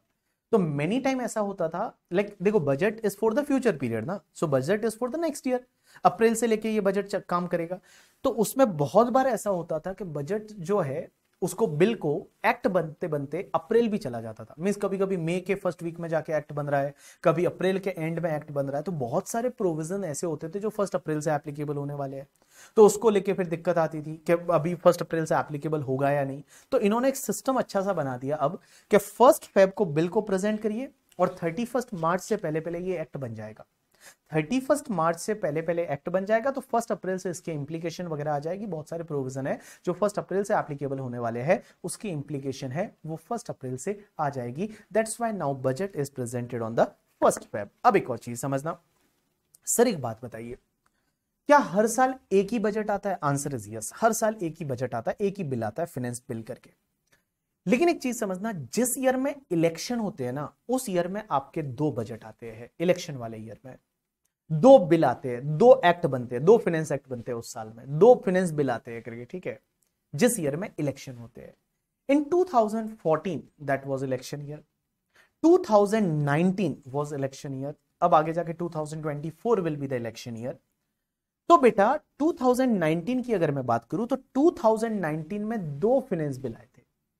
एक तो 2019 का पहला फाइनेंस बिल आया था बिफोर इलेक्शन, एंड उस टाइम पे अरुण जेटली जी की तबीयत ठीक नहीं थी, तो पीयूष गोयल जो थे, अभी भी है, तो पीयूष गोयल जी है वो फाइनेंस मिनिस्टर बनाए गए थे थोड़े टाइम के लिए, और उन्होंने बजट प्रेजेंट किया था इन 2019।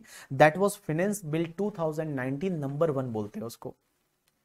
और उसके बाद में बीजेपी की वापस गवर्नमेंट बन गई, और उसके बाद निर्मला सीतारमण जी को फाइनेंस मिनिस्टर बनाया गया। तो निर्मला सीतारमण जी ने दूसरा वाला बजट है वो प्रेजेंट किया था in the month of the July.